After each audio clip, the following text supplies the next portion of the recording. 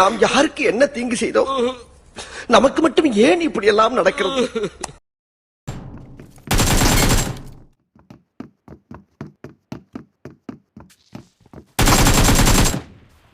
காலையில என்ன விளையாட்டு காட்டுறாங்க, எப்படி எல்லாம் சோதிக்கிறாங்க.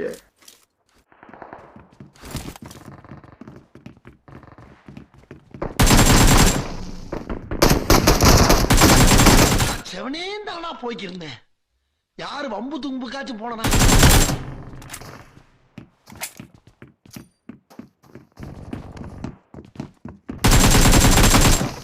ஆள் தெரியல போட்டுருக்கு. நாங்கெல்லாம் சிங்கத்தோட உண்ணாக்க வெட்டுக்குன்னு பிடிங்க திங்கிறீங்கடா.